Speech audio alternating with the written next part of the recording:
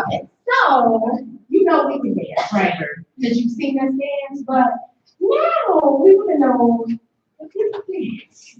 Yes, if you got a little bit of it. So I just need a few volunteers, brave individuals who will come up here and show me your best. Now trust me, I promise, hand to the heavens. I will not turn Beyonce on you. I won't. I'm not going to go and leave you hanging while you're up here. It's go basic. You're going to show out. Trust me. Okay? So, we're going to come and get you, but don't run, okay? Ready? Don't. If I come close to you, you can't. Don't turn away. Come on, baby. You want to dance? Come on, you can do it. You can do it. Brave. Yes.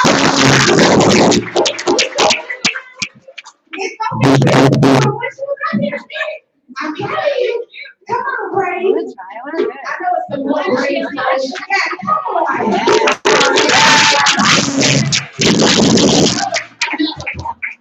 me get one more man. Come on. Come, and we are ladies. We need energy. We need thank you. Thank you. I know we have some more. Let's see if I could just get over here and just squeeze in here. I see I feel the dance energy. Let me get you. Come on. Come on.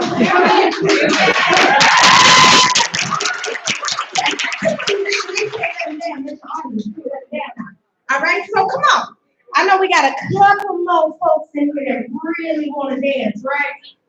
Don't be afraid. Take off your jacket and give it to your neighbor. They will hold it for you. Thank you. Now here, these young people around the truly done, okay? Now we're going to do a dance called Soli. Can everybody say Soli? Soli. Now Soli comes from Guinea, West Africa. It's a very popular place when it comes to djembe music. You see these instruments in the back. This is the home for it. So a lot of the movements that you saw us doing today will come from that area.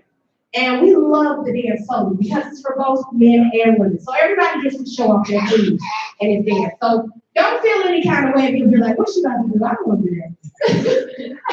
Don't feel any kind of way. I got something for everybody, okay? So we're going to get a little feel for the rhythm. You heard it earlier, but I'm just going to refresh your memories. We got to start the rhythm so we can get into it before we start to dance. Let me get my rhythm.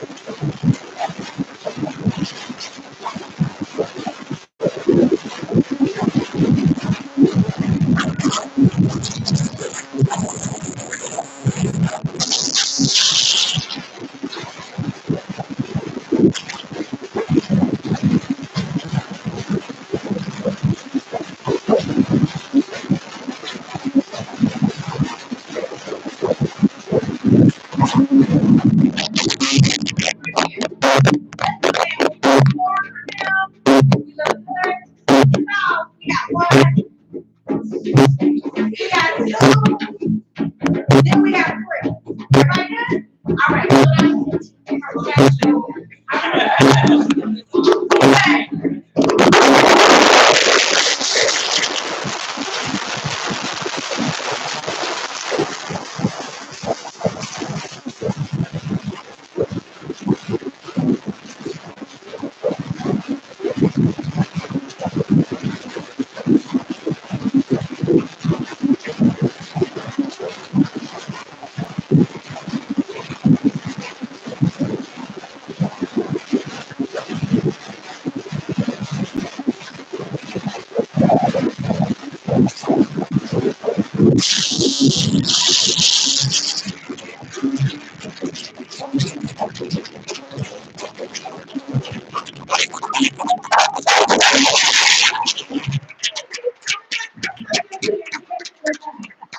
Everybody good? All right. I'm going to give you guys 100 on that. All right? So our last dance that we're going to do is called danza. Excuse me. I was working hard. So we're going to do danza. Danza hails from Mali, West Africa. All right? This dance is done for all occasions, celebratory like tonight. So we are very honored to do it for you now. Thank you.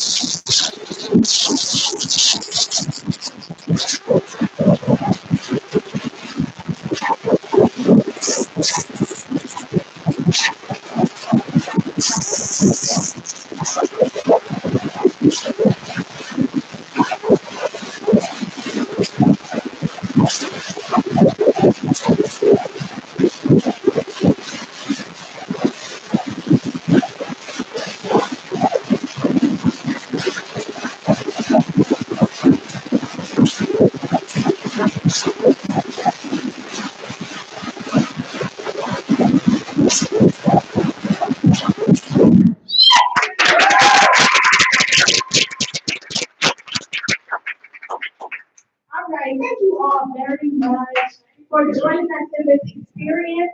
If you danced with us, we appreciate you. If you clapped with us, we appreciate you. If you smiled at us, we appreciate you because your part is tremendous. It feeds the music, okay? So we were hoping to feed you. We hope that it is a working spirit and you're ready to go throughout the rest of your entire year on 10. All right? Thank you all so much.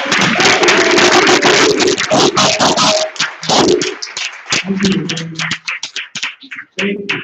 I mean, the fact that they've been bringing 285 at rush hour and still have time, that is a wonderful.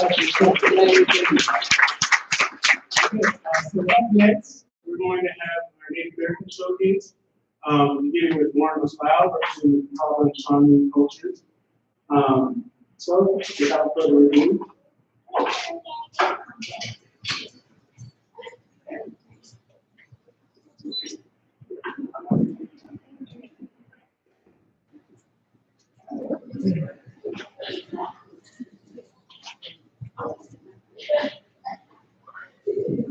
pardon me, just said something. So how's everybody doing tonight? Awesome. Thank you for being on Friday. There's a lot of new places to be, even with your pizza. Thank you. And again, just a reminder, tomorrow we're going to have 9 to 5, roughly. We're going to have an opening presentation from Dr. Senator Claude. Some of you might know him. as well as Gary Van from West Georgia University, and Sky Moss from Corning Community College in New York, discussing the African American immigrant diasporas and intersections internationally, specifically focusing on South America. We also have following Joellen Williams from KHU Archives will be discussing their upcoming Cherokee Archives exhibit, which is going to be housed here at the Space Library. And so we have a nice little lineup. So check your book list. Make sure you tell a friend. You know, if we have overflow, we'll find a way to accommodate. And thank you again for coming. And then, Hello. Hi. So I'm going to demonstrate for you this evening a Southern Plains traditional dance. I'll do the exhibit first, and then afterwards I'll kind of describe what it is.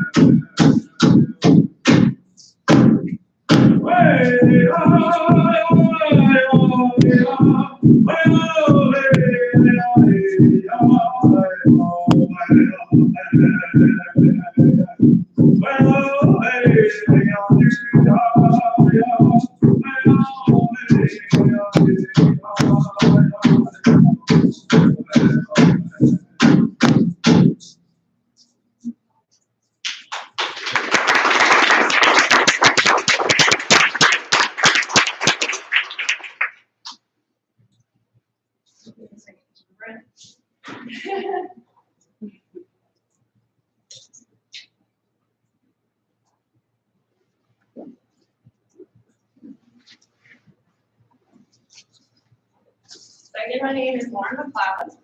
Oh, you guys can hear me? This is special.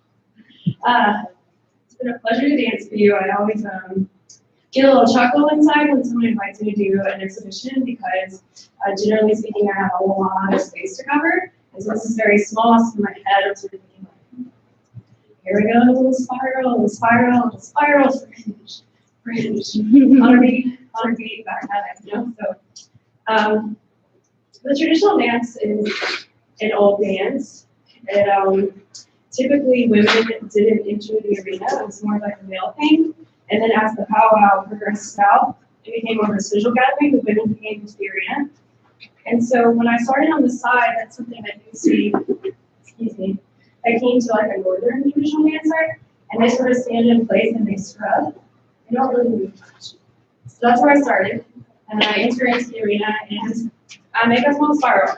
And from an aerial perspective, at some point, I would complete this adventure and somewhere in the middle. And the object is for me to move my fringe as if it's blowing in the wind without physically moving my shoulders. So it's all in the steps. It's like a toe, heel, toe, heel, toe, heel. And then the honor beats, those 3 heartbeats here, are where I bow And figuratively speaking, I'm searching for my mate's prints. I see that they're there. I stand back in confidence and then I continue forward. So I was introduced to this dance at 6, and I dance Comanche style dress. Visually is a plains dress, but my ancestors are from the Carolinas in the Ohio Valley. My mentor gave me permission to wear this dress and my mother made it. The first dresses were cloth, and the one that I had for the longest time was a skull buckskin. This is the same leather, we've repurposed it. And so this is a commercial tan leather, and I want to point it out because this is made with chemicals and it's not necessarily good for fabrics. Whereas this one that I'm wearing for you today is brain tan. So it's kind of hard to believe, and I've always been a little skeptical, but your brain has enough lecithin in it to tan your own hide. And I'm almost 6 feet tall. I got this little pea brain, so I'm a little skeptical, but that seems to be the case. So from the beginning, this has been a family project. My father is a frontiersman, and he does a lot of utilitarian art of my ancestors. Live off the land, make stone tools. My mother's a craftswoman. She's a historian, and she's very fond of making era-specific pieces. She made this leather.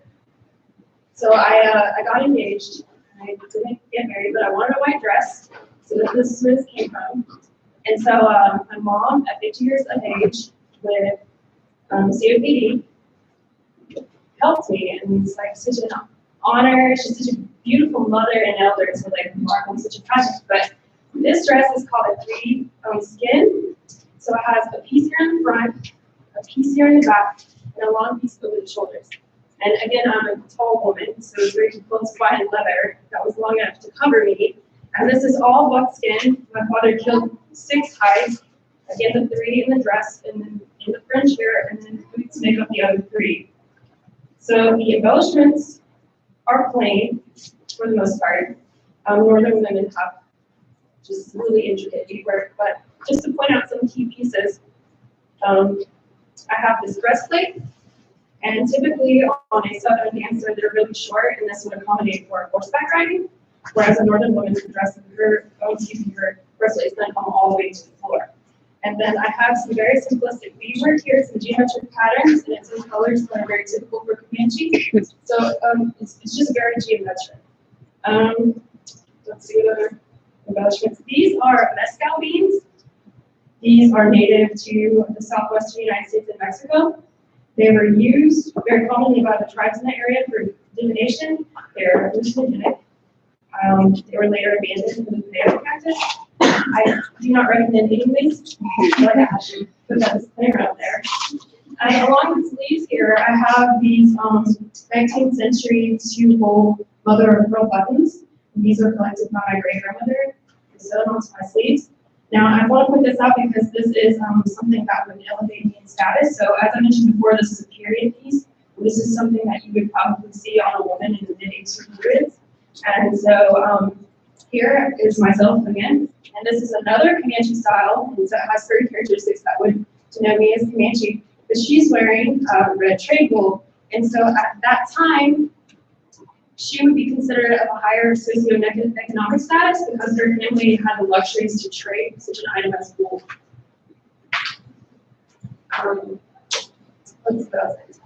So my hair ties here are mink, and I have my part painted here with a red ochre, and it's mixed with beef tallow, which is animal fat that's been rendered.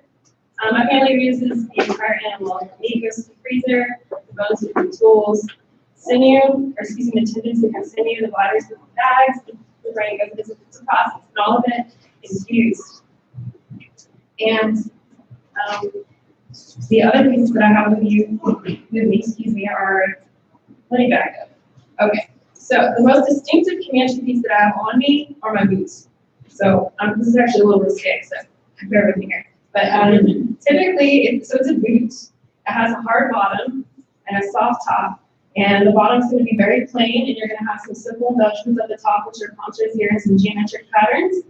And to just sort of offer you a little bit of contrast to some other boots, these are woodland style. This is what my Shawnee ancestors would wear. This is it's got a soft sole. The toes here are puckered, And this vamp is very intricately detailed. It's got applique, this is moire ribbon, it's kind of difficult stuff to work with. And it has little poncho pieces, Shawnees love ponchos. These are going to be a Northern Plains style moccasin. This is the Lakota moccasin. This one's been modified, so it has a hard sole. Usually it would be soft. Maybe don't quote me on that, but this is lazy stitch, and it has the patterns that are going to be very distinctive to Lakota. And so my mother made all of these with permission from their respective tribes. My sister married into a Lakota family, so these are her boots. And then I have another Shawnee style dress that isn't yet complete, that I have this here for. So the other and the last accessories that I have here are a shawl. This is again this beautiful applique whatever. This is kind of a Shawnee characteristic. Before the relocation, the Comanches and the Shawnees would have been in contact with each other briefly, so that information could have been exchanged. In my right hand, I have this bag. It's got the wood piping and it's got tower shells on the bottom. Southern women usually have round bags, and northern women usually have squared bags. And then here I have my prayer fan that I carry in my right hand. Some board stitch here on the handle with some twisted fringe. And this is turkey, macaw, and pheasant feather. This was reworked in the last decade because my sister got the other half of the fan. My mom, women can only work on feathers postmenopausal, so this has been a new kind of change. And the last accessory that I wanted to mention I'm actually not wearing, I would have a feather here on the right hand side, and the right hand side is the modern way to suggest that I'm not married, but I'm not wearing it today. And the reason I'm not wearing it today is because I'm experiencing my administration. And that's really awkward thing to tell you, but it highlights the particular customs and taboos that we still follow today. I'm considered Hootie, so I can't touch anything of ceremonial significance, including or the bag of either feathers or drum or even another dancer. But I can wear my dress, and it's a pleasure to dance with you guys today. And if you have any questions at this time, I'd be more than happy to take. And did you pick your own feathers, or how is that done in terms of musician? Those feathers were my grandmother's feathers. They were given to me when I was a young girl. You aren't supposed to drop your feathers when you're a child. You have a tendency to do that. It is something that's not very significant. If you drop a feather in our custom, it can be taken away from you. And so it's not something you want to risk. And then the feather that I have on April Bloom is very special to me. And so I only wear it for special occasions that I want it. And, Yes, you might have mentioned it, but what was the significance of the red? this is red ochre. It's a common paint for a woman of Comanche status. I don't honestly know the symbolism for it. And red is usually a sacred color. I honestly think it's just for rock, just to protect my part from the sun. But it's animal fat and red ochre, which is brown. What else? All right, I'm gonna. Is there a reason behind the postmenopausal, the reasoning behind the fan? Yeah, I think it has something to do with women being polluting during their cycles, or it's mixed messages like should be more powerful or just not in control of her energy, and so they usually the feather work is done by women, but it's only done by women of postmenopausal age. Interesting. Thank you. All right.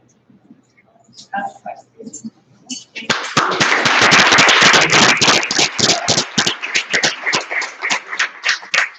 Up next, we have Thomas Gilstrap, representing the Cherokee Nation. And it's a brief initial on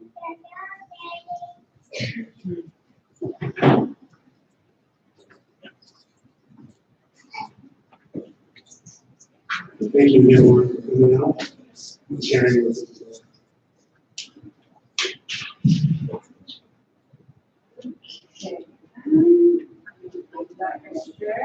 I'm going to do something real quick that, well, yeah, you know, I might as well use that. I'm going to do something real quick that some people may normally not see from a dancer who's about to dance in this sort of setting. So what I have here in my hand is tobacco. I know we're tobacco-free campus. I totally get it. I'm not smoking this tobacco, however. This is 100% natural, additive-free tobacco. As in, there's no chemicals, there's no bad stuff in this tobacco. And so normally before I'm about to dance in, let's say, an unfamiliar setting or I'm feeling a certain way, I will take this tobacco and I scatter it around the area, telling them it is a blessing to either protect me or to protect other people. Because not that you guys aren't great or anything, but I don't want any impure thoughts or anything bad coming on to me that I could potentially take with me back home. So I'm going to hand the mic back to Steven, scatter this tobacco, and then would absolutely love to dance for you guys. So.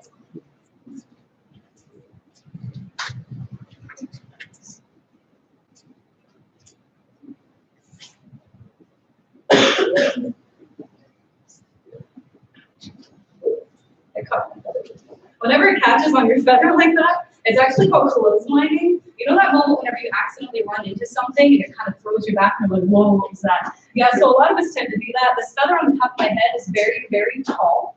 So normally if I were to wear it at my full height, which is taller than this, over a foot tall, I have run into doorways, into tents, into other people. It's not a good look. So I usually try my best not to do that. But unfortunately, with putting my shawl on, it really can't be helped. It's a very large piece of fabric. This shawl has been handmade by me, and I'll later go into the significance of this and the history of my dance as well. So the song you're about to hear may sound very weird to you, very fast-paced to you. You may not know anything about it. Well, good thing I'm here. I can tell you all about that kind of stuff, whether you want to hear it or not. But you probably do. So excuse any awkward banter that I may have. So super, super loose, really easy string tobacco. And I normally take it and I ball it up in my hand. And I'm so sorry for the cleaning staff who may be here after this, but it's not really a lot. And I just let it fall on the ground, so it's nice and it's blessed and it's ready for you to work. And I'll just adjust this and I'll give them a little.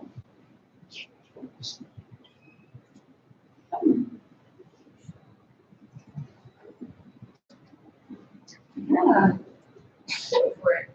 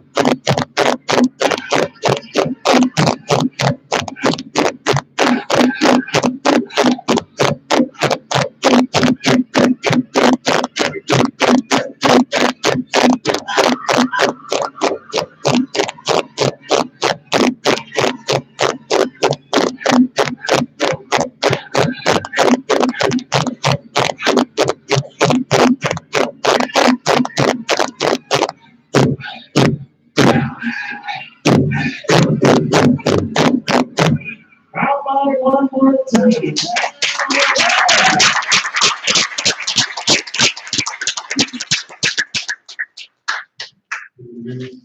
Yeah.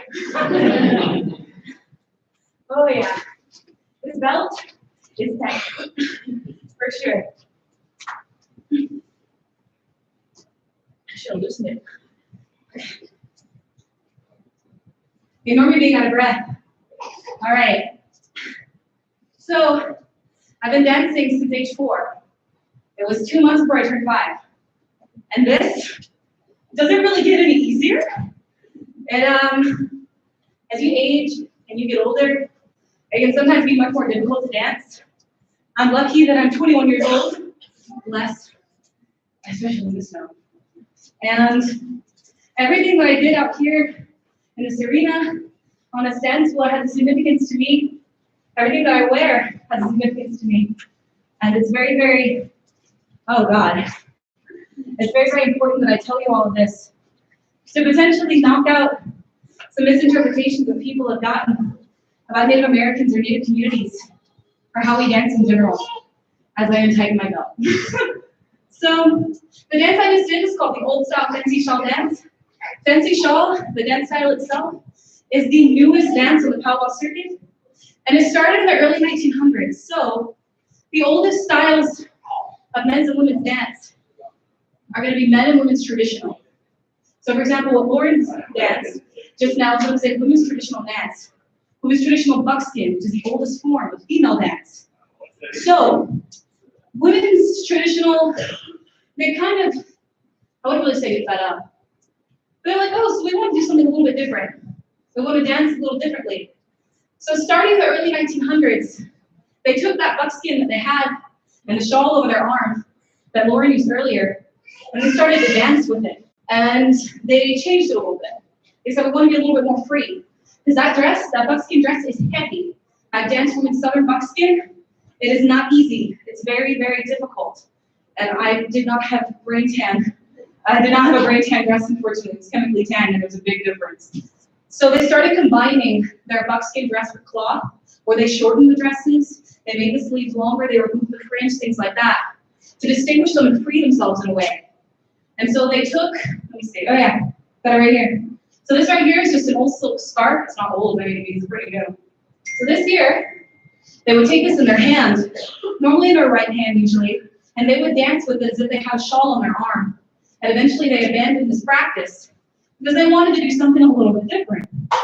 So then they said, okay, we're going to toss it out the window and said, screw it.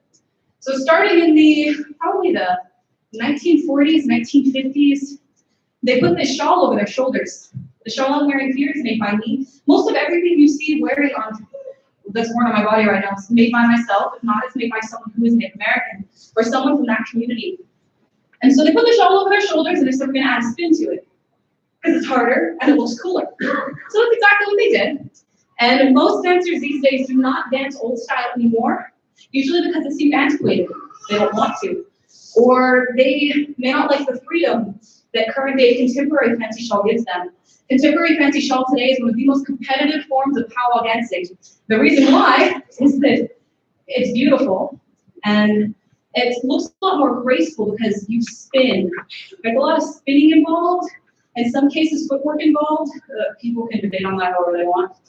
And they have a lot more applique, shinier, brighter fabrics, things that catch the eye and make them look amazing. So in my case, since this is old style, I use more muted and more fabrics. So this shawl here is normally a gabardine cotton blend, so it's kind of resistant to wrinkling.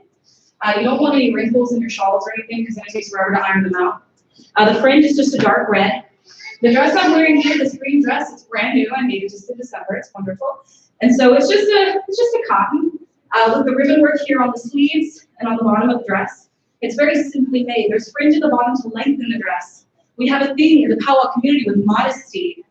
I swear, if you see a dancer out in the arena who has a dress that's too short, someone's going to say something. Someone's going to tell someone's mom or cousin or aunt or uncle, and they're going to say something to that girl. Not because we're super crazy with modesty, it's because it's tradition. So with this, if my dress, oh, my legging turned around, that's unfortunate. So with my dress, if it went above my legging, or my legging came off, I'll just leave it like that, screw it.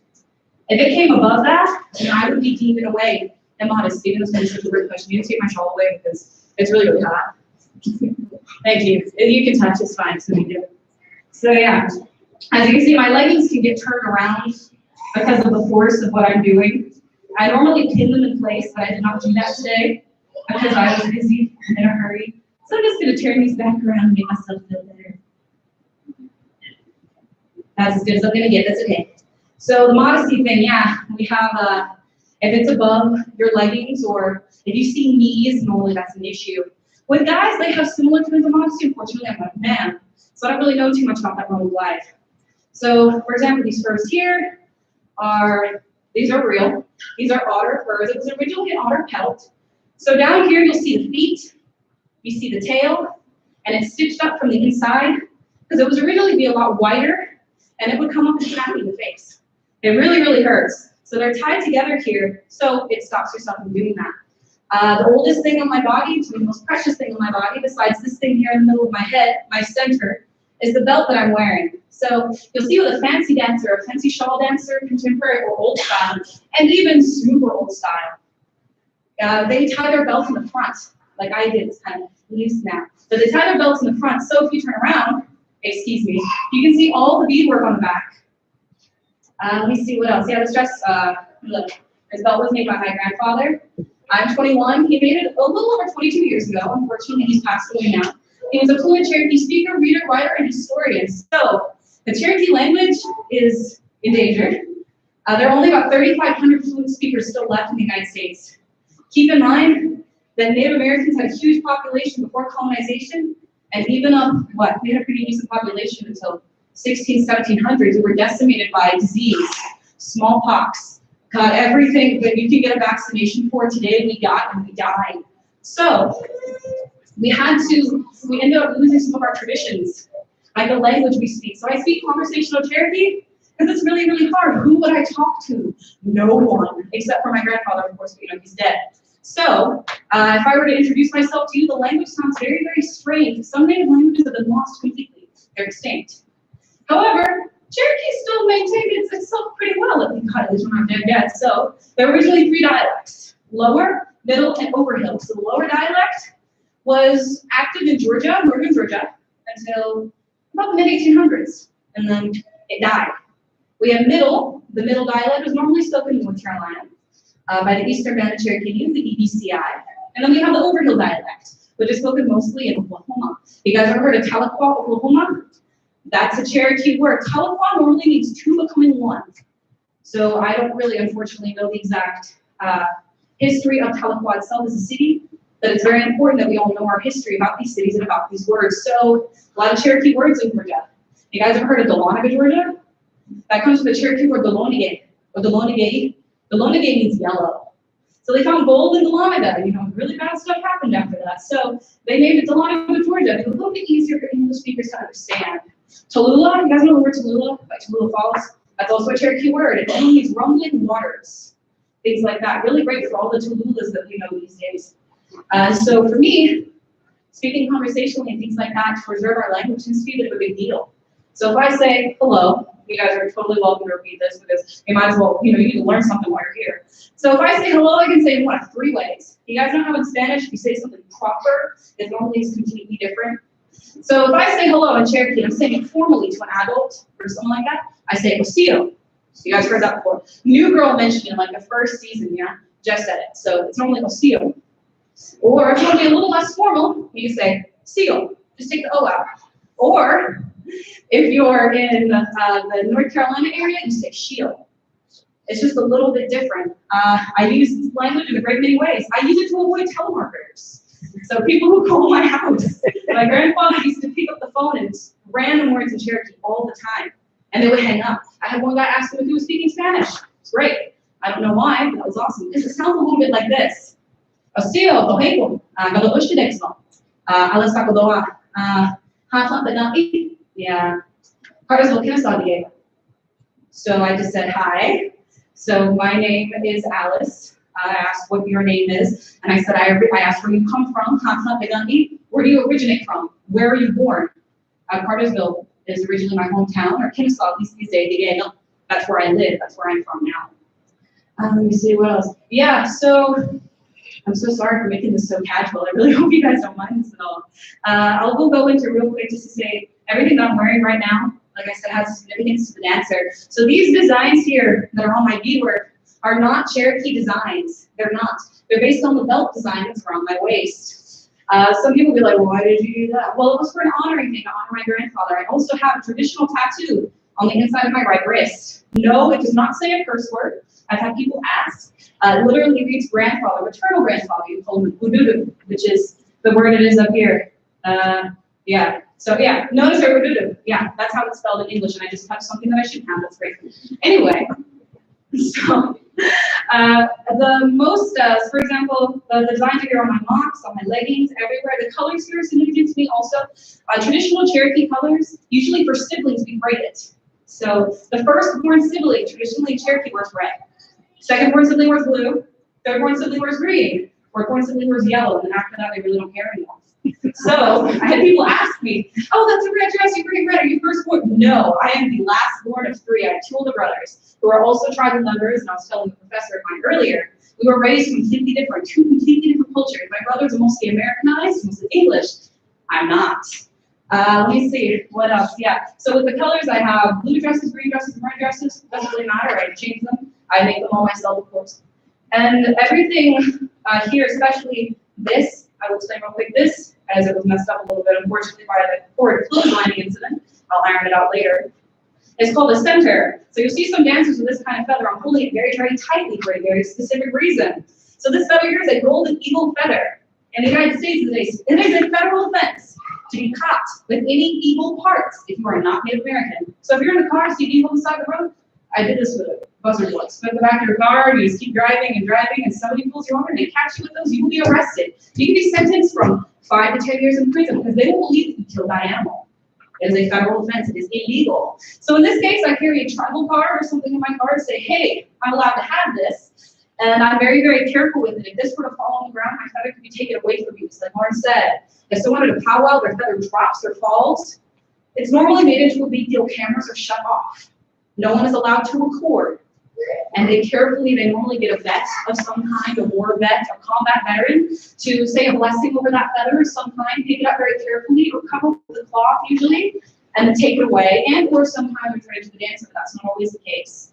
So this feather was gifted to me when I started dancing seriously, competitively at around age 15. I started getting good at around age 18, and I'm 21 now, so you know, do that. And it was, I think, one of the best gifts I've ever been given. I take extremely good care of it. This feather here is false. So this would normally represent an eagle plume. Eagle plumes, I have them, but I usually don't wear them because they're kind of small. So this is an imitation plume. It's a dyed turkey plume. It's made to look, it's a very, very, very good imitation. I've had people think it is real. It is not. And I'll say this really, really quick before I stop for like a question or two, just so he doesn't kill me later. Because he's done a really, really good job of all of this. And he's been super, super great with everything and everyone. And Lauren and I are very, very grateful to be here and to be able to talk to all of you today. I will say this. So, unpopular opinion or not, I think that a lot of young people today forget where they come from.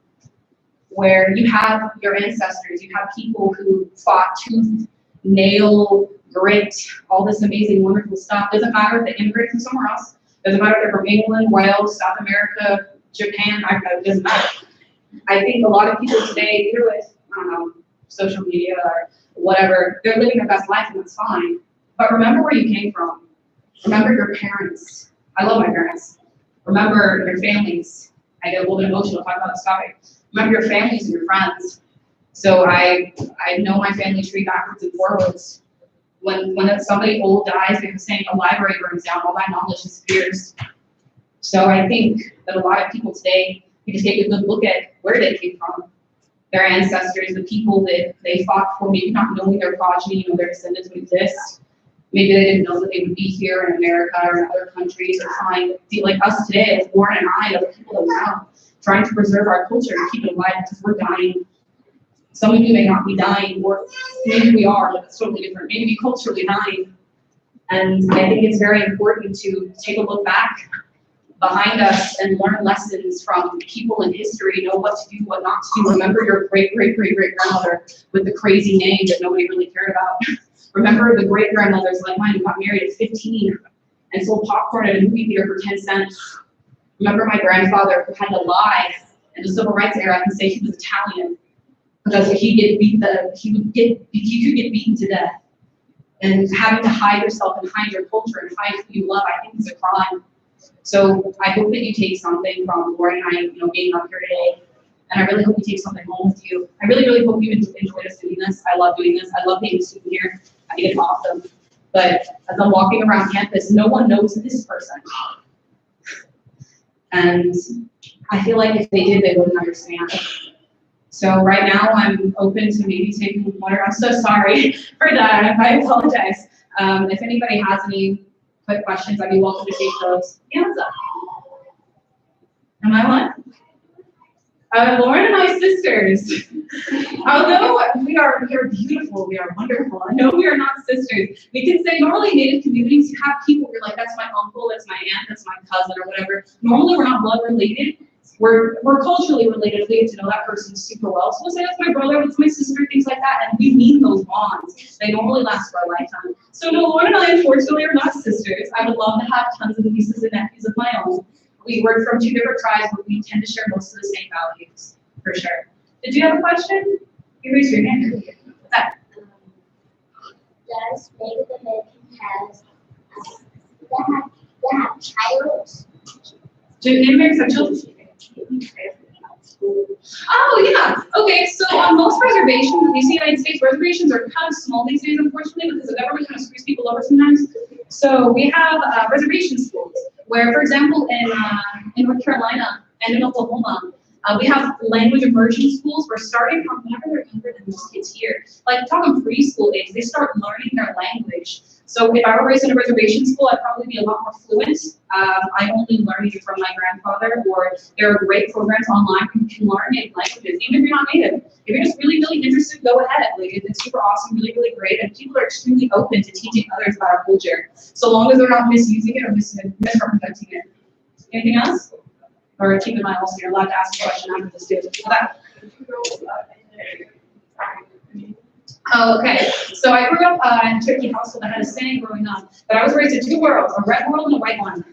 So yeah, it was super, super weird. My grandfather was the one, I went over to his house, it's completely different, eating traditional food. So we have something called like 3 Sisters stew. I don't know if anyone's ever heard of that. We call it an ugama. An ugama is a stew, so it's normally made of beans, corn, and squash. It's traditionally known as the 3 Sisters. And we eat that, we eat rabbit stew. All natives have eaten fried bread at some point. If you have, it's delicious. It's so bad for you, but it's so good. But whenever I would go like back to my dad's house or back to like other family, it was kind of weird. And growing up, I was told at one point to choose. And I don't think a kid should have to choose between what cultures that they love or what they enjoy. You can be bicultural, and that's totally okay.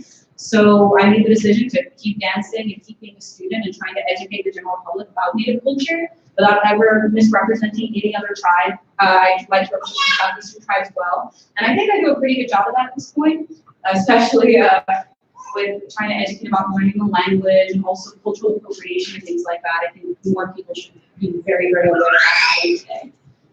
Anything else? Yeah.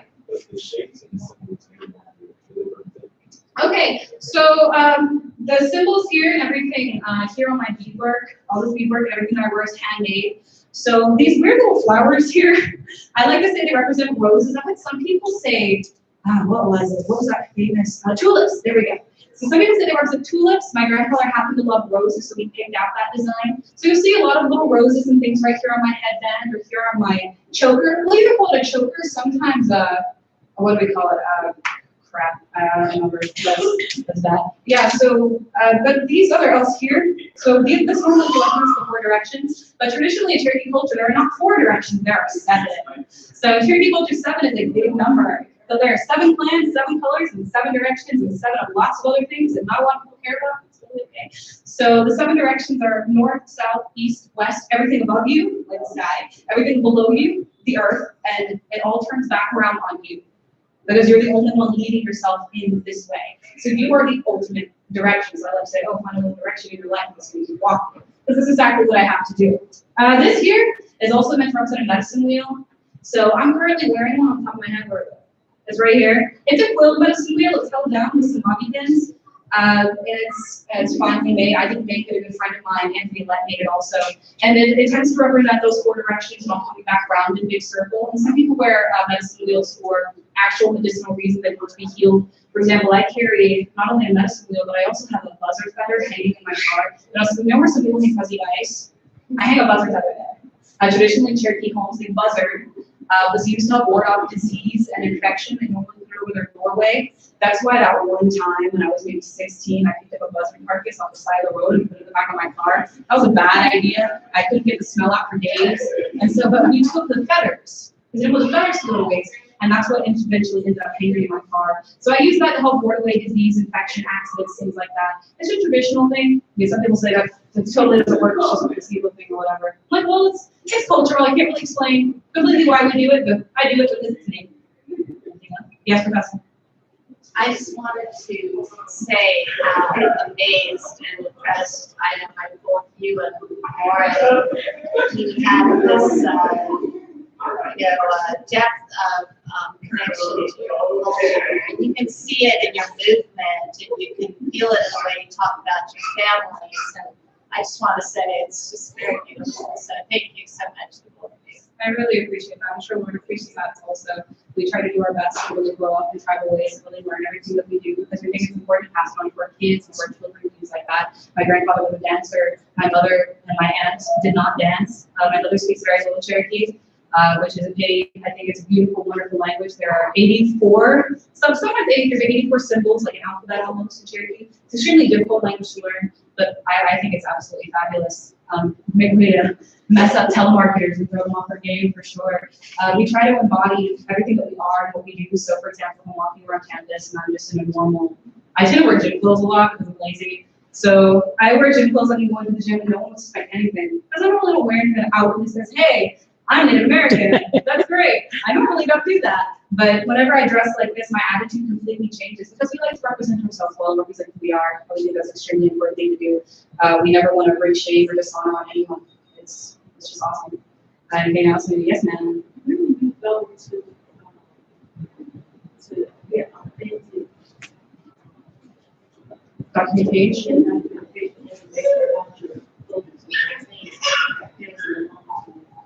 Okay, all right. Let me see the best way to answer that. So we have a lot of people these days. I cannot tell you how many times I've been in Apollo and somebody came up to me and said, "My great grandmother was a Cherokee princess, and I had to sit there and blow their bubble and watch all their dreams fall down the drain whenever I say they didn't exist." That's not a thing. Cherokee Nation never had that. We did, seriously. So you might think like, Pocahontas, one of her names was Matuaka. So Matuaka, she was the daughter of a chief, a daughter of one of the many wives of the chief, and people styled her as a princess because of that status. Well, Cherokee Nation didn't have that. That wasn't our thing. Most people today, they tend to believe in urban legends passed down through their family, and that's totally fine. But 9 times out of 10, those legends tend not to be true. So we've had a lot of people, for example, trying to do research in their family tree to see if they have Native American ancestry. 9 times out of 10, they don't. And even if they did, it's very, very difficult to track that, unfortunately, because keep in mind, a lot of Natives were listed on rolls or in government documentation as being African American or something along those lines, or mulattoes, for example, people who were biracial because they look different. My grandfather had to hide who he was for years and picked cotton in the fields by his house for like 5 cents a bag. So if you're trying to find real information about that, if you have a hunch that it might be from a specific tribe maybe or something like that, then you could search through what we call the doc scrolls. If you get to Southeastern tribe, you look online. It's normally free to search. You usually put in a last name, let's say a distant ancestor's last name that you think may have had Native ancestry or something like that. And then if you can, the more specific, the better. Age, there are multiple spellings of first names and last names, which makes it even harder. It's the worst. And then you put all that in and everything. And sometimes, 9 times out of 10, you'll find something really, really cool and interesting. My ancestry has been traced back, especially to Chief Chilioshubu, the Cherokee Nation of Oklahoma. He was awful. He was terrible, but I'm descended through his first wife and his kids and his son William, who went on to have tons of kids and live a happy life with his terrible father. You're welcome to look it up on the internet if you want. Chief Chilioshubu, he was terrible. But sometimes he was. I'm so sorry. He was awful. But I mean, come on. I get it from somewhere. They're seriously free to search. If you look up, I'm so sorry, you guys. I feel like I'm filibustering up here in this song. I really hope I'm not boring and cheers. But there are, let's say it's not the Southeastern tribe. You can look through rolls or through tribal agencies or things like that. Through, let's say, if your tribe's from Maine or something like that, then you can look through there. If it's from a Western tribe, it may or may not be easier. It depends on their policies and their tribal sovereignty and what records that they have from that time. I noticed that people from out West tend to have their documentation better preserved in the South and Southeast because of the Trail of Tears, which we call the Trail of Their Pride, where some Cherokees ended up hiding in lots of North Georgia. A lot of people ended up going around. Some very few settled in Tennessee, and they could, get away. Literally one of the worst things ever was a death march. And then some of them, made it to North Carolina, settled into the EBCI there, and then they ended up getting to Oklahoma, where, a lot of them had settled and flourished within an amazing, awesome, wonderful community. A lot of records have been destroyed, which is a real hate. It took a lot of searching, and even then it takes years to get stuff actually documented, because there could be 5 people with the same name. I've had that happen to me. except my relatives seem to have really, really weird, awkward, horribly misspelled names, so it made it a lot easier. It was pretty great. My grandfather did most of that research. Anything else? I'm so sorry. I feel like I've been the worst person ever. I've been through a lot. So now at this time, we're going to start our screenings, our short-film screenings. We have a selection. We have 2 statements from the director on 2 of the films that are being shown today. So there might be a little stop down, and I have to read that for you guys because the director of these films wanted to say something and express that directly to the audience. So, you just pardon me as I transition into that.